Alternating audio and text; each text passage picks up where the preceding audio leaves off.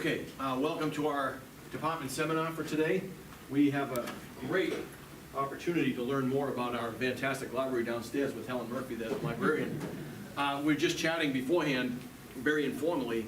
I've had opportunity to use the library, and the personnel down there have been helpful to me over many, many years on things you wouldn't believe. I got German translations from the University of Chicago, from some of Hertel's original papers and various other things. So there's almost no question, sorry Helen, there's almost no question you can't ask of the staff. At least that's been my experience. And so I'm really happy to introduce Helen Murphy as our speaker today. She does not promise an answer to this question, why is there a library? I'm just glad that there is. So I'm happy to introduce Helen. Thank you very much for taking the time to give us this presentation. Thank you, John.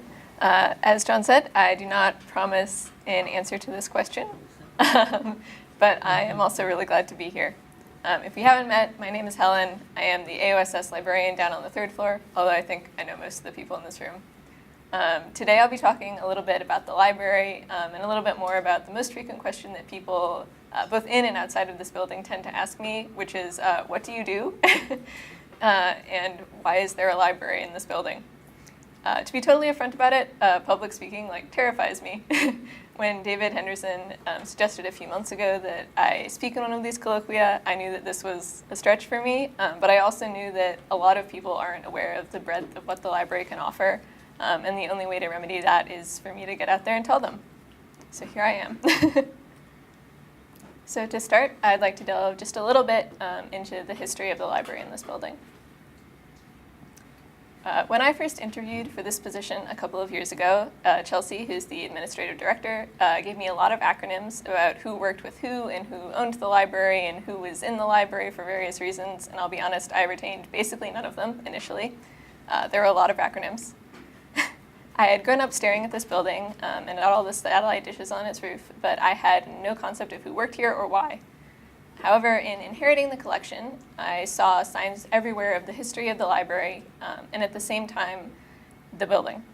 The names of the professors were written in the covers of half of the books in the collection, models of satellite instruments were hiding in filing cabinets, and I had a mystery set of keys in my desk drawer that I found out 3 months later led to an internal storage room that was filled floor to ceiling with satellite images and binders from the 1970s. So, that is not what I thought was going to happen there. We're good.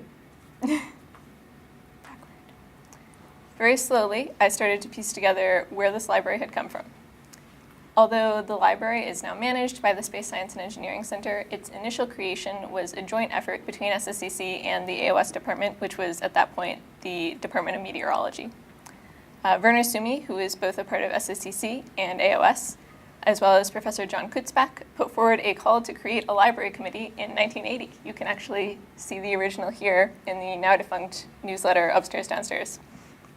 Back then, there was a departmental reading room full of various books, but crucially, there was no system to check books out and return them. There was no shelving order, and there was no external index to tell you whether or not a certain book was in the room at all. Those of you who have seen the reading room in a more recent form might wonder why you would need those kinds of things given how small it was, but there were a lot more books back then, I am told. The library officially opened in 1981, and it was dedicated in 1983 to mild fanfare. On the screen, you can see a program for the dedication, which included remarks from Werner Sumi. So these are a few images to demonstrate the many ways that the library has changed in the last 40 plus years. The moving shelves that now exist, and you can kind of see in the back of that image there, were installed at some point in the early 2000s, and a full remodel, which did away with the laminate flooring, happened in 2022. It is invisible to most visitors, but the past lingers everywhere despite the remodel. The first winter I was here, the back shelves where we keep all of the past AOS departmental dissertations and theses mysteriously stopped moving. When I asked around about it on the 3rd floor, some people vaguely remembered the previous librarian making a call to the company that installed the shelves in the early 2000s. It had been the same shelves that had been malfunctioning for the last 20 years. Finally, I reached out to the building manager, who remembered fixing the shelves by giving them a solid shove. And 48 hours later, they were fixed. I also found dozens of projects that were in the midst of completion, including what seemed to be an effort to recatalog all of the government publications. Although the library may seem like a freeze frame, like something that hasn't been changing in the past decades, actually things are always in flux, from our collection to what we're learning to the decisions that we're making to best organize things for all of you. I have a few more fun facts about the library and where its collection comes from. I am the third librarian in this building, as far as I know. There's an initial librarian whose name I either do not know or have forgotten, but if anyone knows, let me know. And then the second librarian, Jean Phillips, who was, of course, here for decades and decades. A large portion of our collection, especially most recently, has been donated to us from various people in the building. In 1988, Sumi donated a huge portion of his books, and many others have followed suit since. You can see a lot of names and book plates inside of much of the collection. You may also see books that come from the old meteorology reading room, and they'll have MET written really big in permanent marker across the top.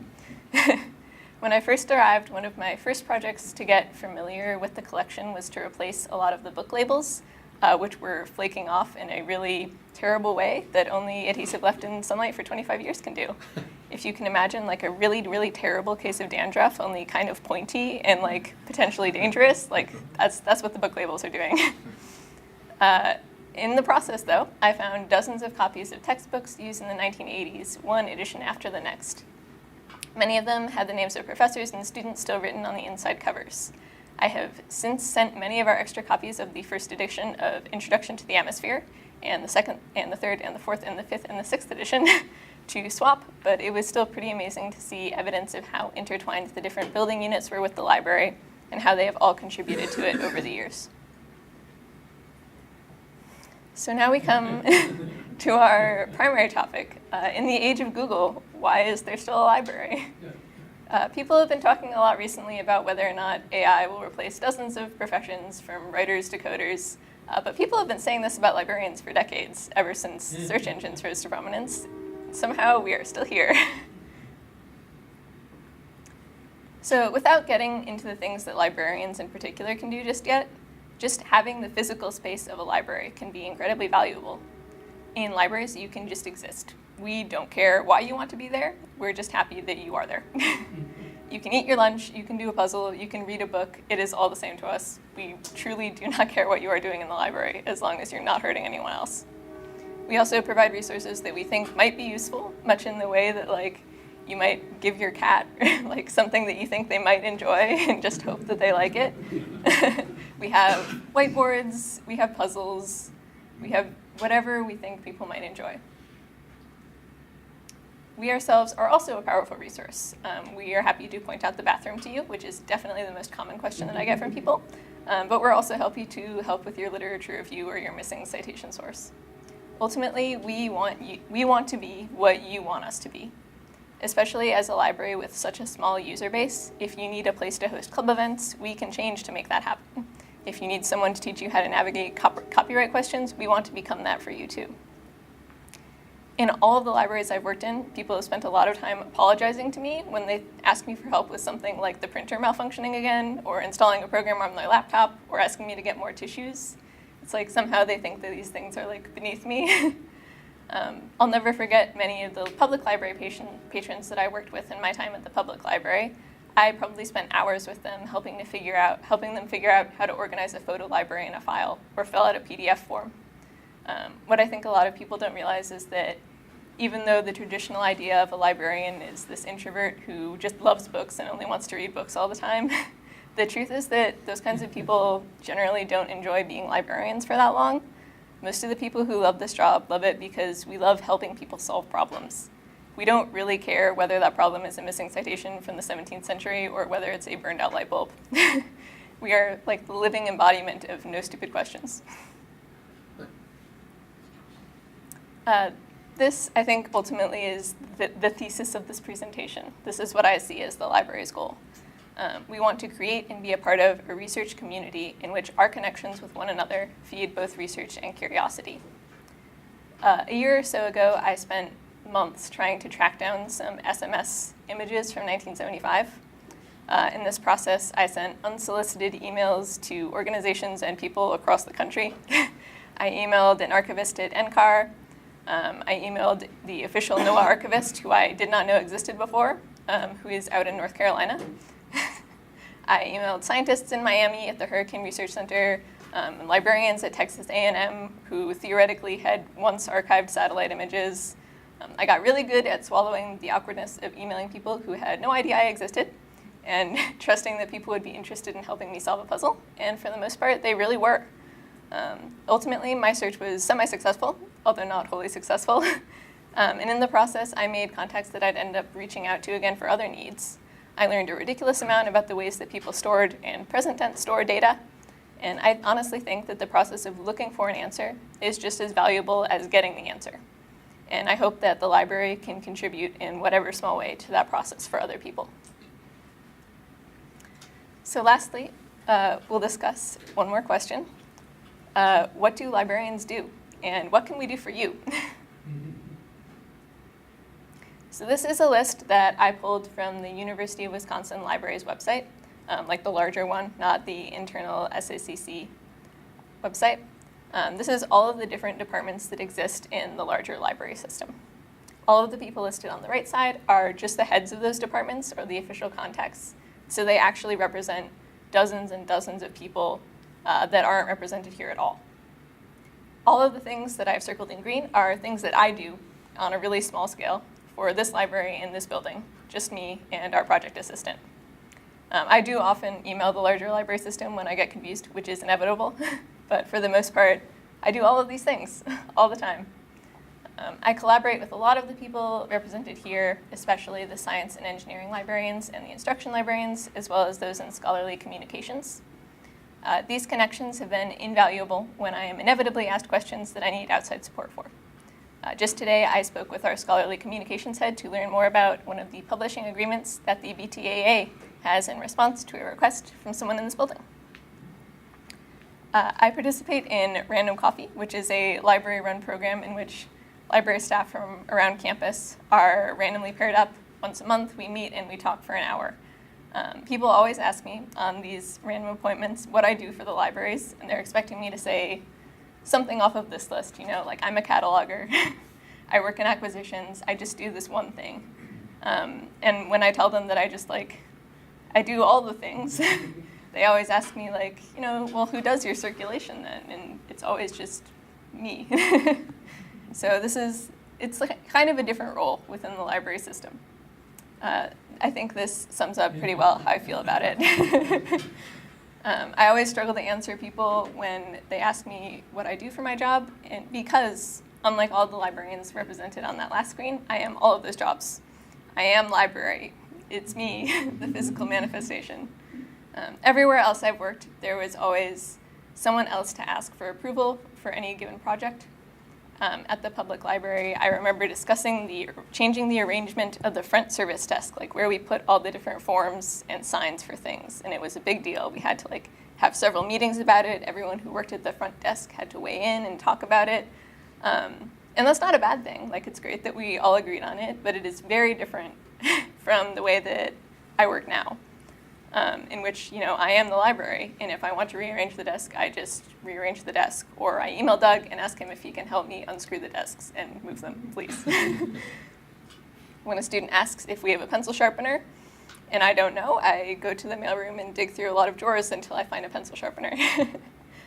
When someone needs a bibliometric report for a grant review, and I've never heard of that before, I look at a template and I figure out how I'm going to make it.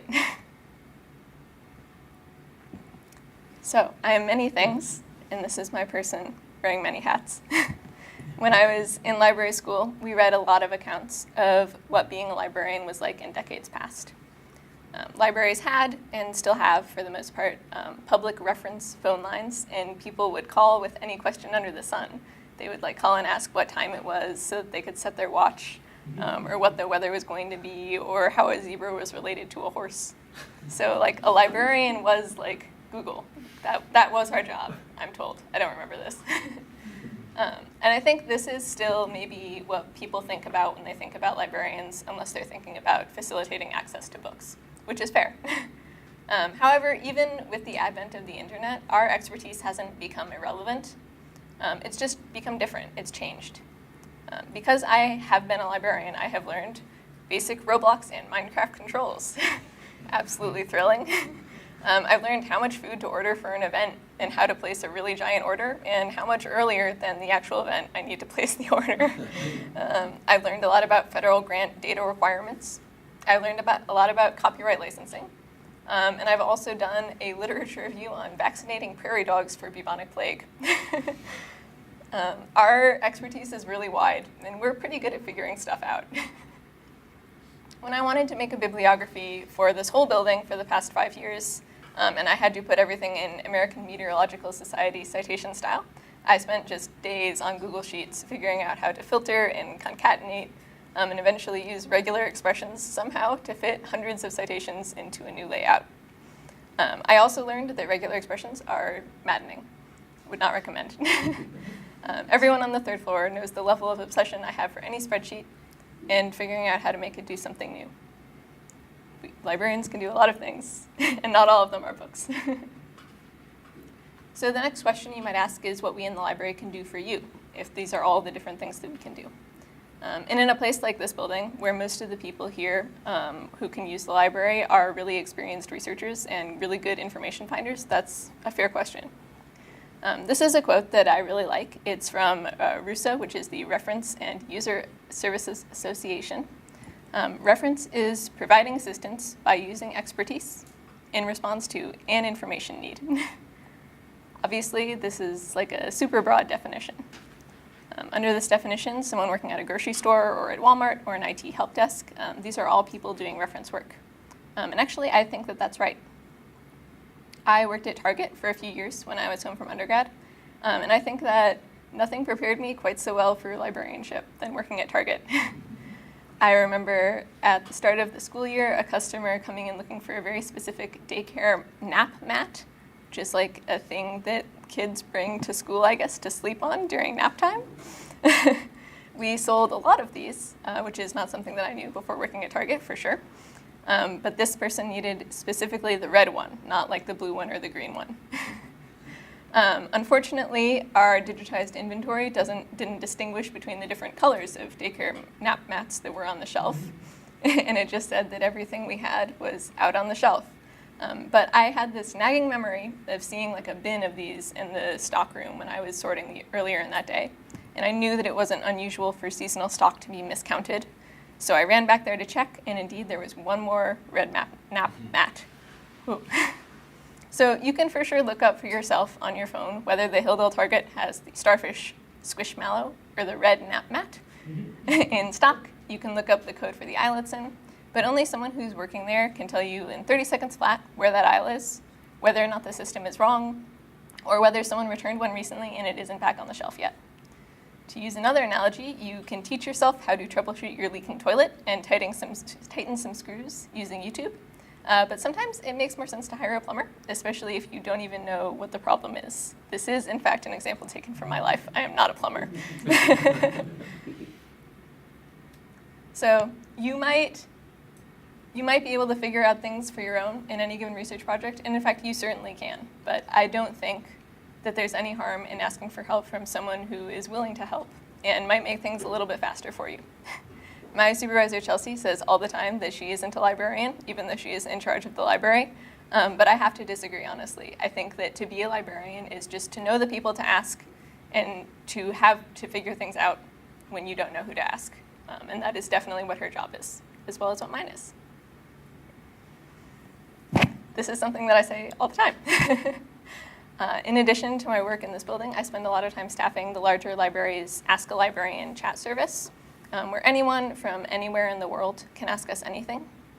They ask me how to use consumer metric databases from the business school and how to find medical studies. They ask me everything in between that as well. I have no experience with consumer metric databases. And despite having no experience in any of these things, or to give another real-life example, critical evaluation of morality in Hans Christian Andersen fairy tales, which is something that I had to learn about earlier today. My colleagues and I are experts at getting started. We know where to find the databases that you might need to answer your question. We know how to find the documentation for the thesauruses for those databases, and we know how to figure out the right keywords. You could definitely do it yourself, but you don't have to. This is a non-exhaustive list of things that we're good at. Librarians are shallow experts in most fields, and we are really deep experts in metadata and the corners of the internet and information systems where things like to hide. If you don't know where to start on a research question, if you are confounded by finding a resource, if there are 5 versions of requirements for your grant and you don't know which one is current, or if you don't know the difference between different publication licenses, in the libraries, we know that you can figure it out for yourself, but we also know that it might be faster and that you might learn more from the process if you ask us. Another way that I like to think about it from a cooperative game that I really enjoy called Pandemic is that you don't need a dispatcher or an operations expert to win the game. You can choose, any amalgamation of these different roles and have a route to winning. But if you have these characters, they can definitely make your life easier. When I first started working for the US Geological Survey, which is where I worked before this, I had a patron once who was looking for stratigraphic maps of a specific coal mine in West Virginia. I had never even heard of a stratigraphic map. I did not know anything about mining, but I scoured Wikipedia and I learned when that mine closed, and I learned who regulated the mining in West Virginia and what a stratigraphic map was and who made them and when they made them. And eventually I found the West Virginia Mine Regulation site with a lot of digitized files whose names were all randomized digits that ended in .pdf. No other metadata. So we're doing great. So I opened all of those one by one to try to determine what order they'd been uploaded in. And then eventually I found the one thing that we actually needed. So could this patron have done this for themselves? For sure. But maybe they wouldn't have. Maybe it would have taken too long or they would have given up.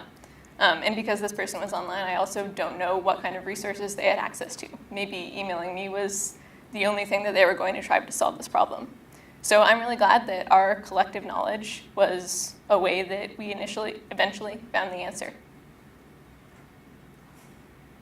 This is an image of a network graph that I made for the SSCC when I was doing one of our aforementioned bibliometric reports. This is a co-authorship network for the scientists who work at SACC, and it shows how often they write with one another. Excuse me. It also shows what my job feels like a lot of the time, which is just to build connections with as many different people as possible. When I first started in this job, I spent months just meeting with other people in the library system. I would email them out of the blue and ask if they had time to chat with me, and I would trek over to their respective libraries. And as a very nervous person, I spent hours writing long lists of questions for the people I was meeting with. Oh, excuse me. They probably felt like they were being interviewed for a biography. I had pages and pages of things that I needed to ask these people. Now though, however awkward this initial process was, reaching out and asking questions of all these people has paid dividends for me. When someone asked if we had access to a certain standard for sheet metal, I knew who the standards librarian was, and I knew that I could email her and she would have the answer. When a student sending a paper overseas needed size A8 paper, which I had never heard of before, I did not know what that was, but I knew that Maria on the second floor would know, and she did. Building connections can look like a lot of different things. Sometimes it's me meeting a ton of people in the larger library system, so that I know what to do when one of you asks me where you can rent an Xbox. But other times it's hosting Jeopardy in the library so that you can meet one another and have the chance to explore how you can help each other, even if all you talk about is the Jeopardy questions. So ultimately, we want to collaborate with you in whatever way makes most sense to you. It's okay if you never end up coming to the library. It's okay if you love to sit and do the puzzle in the library and occasionally use the stapler or the printer. But it's also okay if you need intensive help with a literature review or an archival question, or if you need help finding data storage information. We certainly don't have all of the answers, but we are pretty good at finding a path forward. We're going to be really short, sorry. Questions?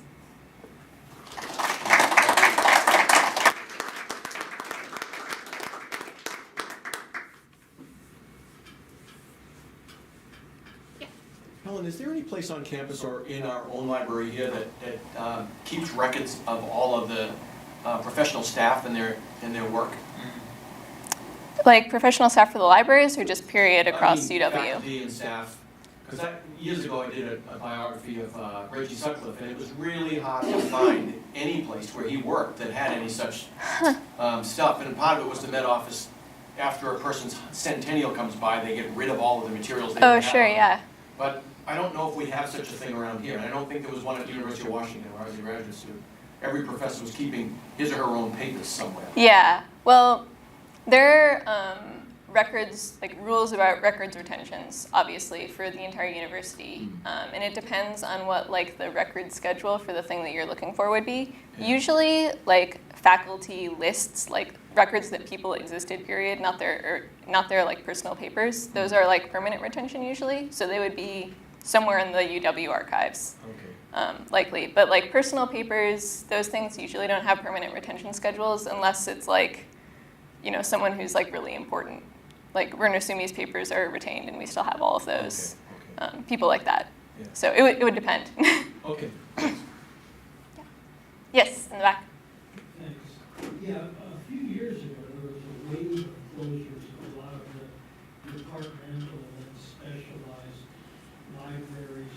Do you think that AOS might be that fate at some point in the future? Brad's shaking his head. I mean, it really just depends on like the owning department. I would say that a lot of the departmental libraries that have closed recently are, like who pays for them is different than who pays for ours. So like the larger library system doesn't get to decide whether or not our library remains open. So as long as the Space Science and Engineering Center is interested in the library staying open, it will stay open. Yeah. Thanks for the talk. It's very enjoyable. I'm wondering about some of the archival stuff that you do, like with, say, data management or working with data management plans. Do you do much with that, or is that a different area? No, I can work with data management plans. I wouldn't say that I've done it a lot, just because not a ton of people have asked me about it. But that's within like the range of things that I'm prepared to work on. I know that most people in this building don't really need help finding storage for their data, just because most of the data stays here. But for smaller departments, the libraries writ large have helped people find places to store their data, and certainly like creating the plan is something that libraries can help with. Yeah, that's and especially like, I guess like USGS and some of these do have very specific protocols. Yeah. What you need to do. Yeah, and some agencies are better than others about putting their templates out there.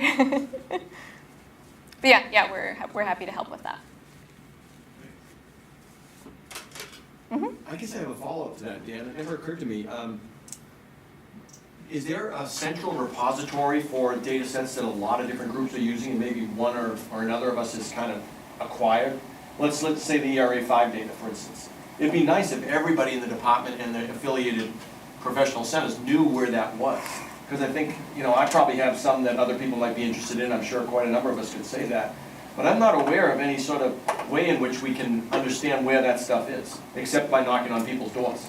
It might be good if we could work together to do something like that. Yeah, that would be great. Throughout the building, you know, make a network like that. Sure. That sounds awesome. Yeah, Brad. I think there's a difference though between, so data management plan is, here's how you curate the data. Mm-hmm. It's not necessarily where you store it. Even so, why not think about where we store it and how it's accessible to other people? It would be kind of a cool thing to maybe think about. I don't know if there's legal and other ramifications around the edges of that.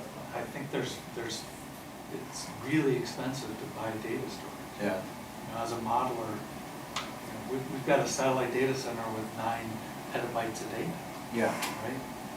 And storing all that data it's not even just a cost thing, it's a cooling and power thing, right? You know what I mean? Yeah. I'm not sure that's where John was going with that, though. I think he was saying everybody's downloaded bits and pieces of data for things they need.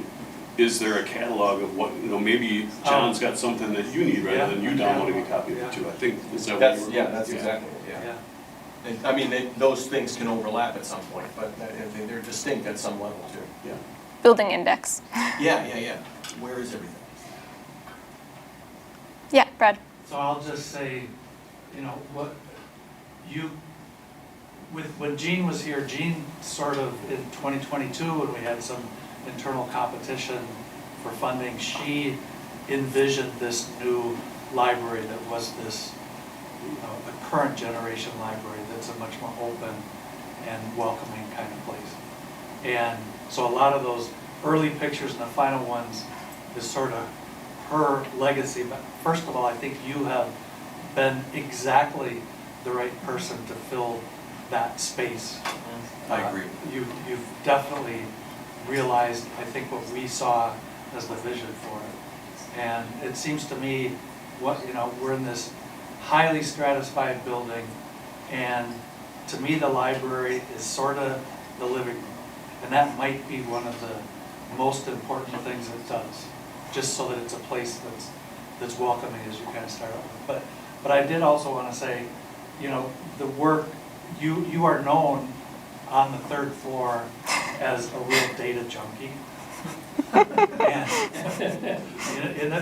you're in a building filled with data junkies. The work that you're able to do in putting together these bibliographies and all that stuff, and find out, if you don't have it already, how to put together, a data management plan that's going to be appropriate for NSF or NASA, et cetera. I think it's, those are two different sides of your capabilities that I think are really remarkable. Thank you, I appreciate that. Yes, Ankur. Thanks for your presentation. Your story about the drawer full of satellite models, and John's thought about sharing data resources. Maybe think of a pitch, and I was curious what you think about it, because you mentioned it's a circulating library, right? You can help organize materials and take archival materials. One of the things we struggle with in this department is, in addition to data, we have lots of handheld instruments that we use for outreach and education and stuff. Yes. We have a checkout system that's very ad hoc. Lots of my own instruments disappear every year. And so it's curious, would a library be a possible place for that, an instrument checkout library?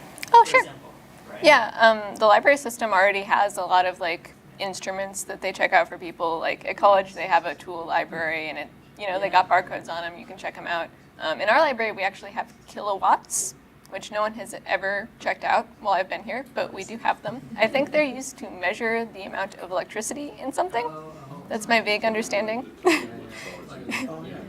So yeah, there's plenty of precedent for that kind of thing. And since they're yours personally, we would need to work out something slightly different, obviously, because the library doesn't own them. But yeah. Just basically borrowing stuff of a lot of funds that are used by a lot of people.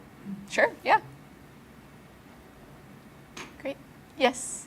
You talked a little bit about when you were doing some of those bibliographies about reaching out to other librarians or archivists in other places that have large AOS repositories. I was kind of just wondering, you're hinting at something here that I don't have an understanding of, so I was just wondering if you could talk a little bit more about how big that ecosystem is. Sure. Of people doing this, in this specific field, doing this sort of work, and also how often do you all talk to each other? Are there any meetings that happen where folks can get to know each other and be able to exchange stuff? I actually have kind of a sad story about that.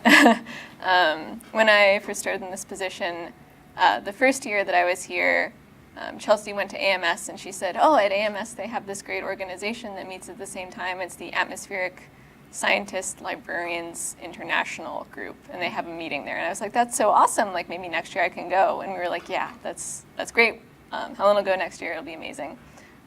So I joined the organization, and that year they decided to disband because their membership isn't high enough. So I never got to go. It's tragic. They've been merged into a larger geosciences librarianship organization. So people in the field still exist. I've actually found that a lot of meteorology and oceanic science libraries have closed recently. There's one still at the Storm Prediction Center in Oklahoma. I think that the one that's out in Fort Collins has closed in the past few years. Obviously, NCAR still exists, and then NOAA's archives still exist. I don't know about any others, to be honest with you. I think that probably in this building, without swearing that I'm right about this, but as far as I know, we're probably the third largest repository of information about this kind. I think the Storm Prediction Center is larger, and obviously NOAA is larger. Oh, and NCAR is too, so maybe we're fourth. Yeah, so the community isn't large, but the people who are here know a lot, and a lot of them have been here for a really long time. So it was great to get to email with the librarian at the Storm Prediction Center. She knows a ton about this subject, and she knows a ton about where things are stored. I'm hoping that in the future I'll get to go to one of these geosciences librarians conferences, and I'll get to talk to everyone there. But I think I just haven't been here long enough to really say that I've built those in-person connections yet. Gotcha. Do you have a feeling for are some of those closures because of COVID, where just reconnecting was hard, or is it a funding issue, or what's the problem that caused that the last one? I don't know what the individual problems are for people. I think that a larger problem for science libraries on the whole is things are online. People don't read a lot of physical books. And I'm not here to say that things shouldn't be online and people should only read physical books. I do think that people miss out on what libraries can offer that isn't physical books. But yeah, I think at a lot of universities especially, collections are online. There's no reason to keep this physical space here anymore. So even though there are still geosciences specific librarians, they're being moved to the larger library system where people can theoretically access them there. Does that make sense? Yeah, totally. Thank you. Cool. Any other questions? All right. This will be the shortest colloquium ever. Thanks, everyone. Thank you, Helen.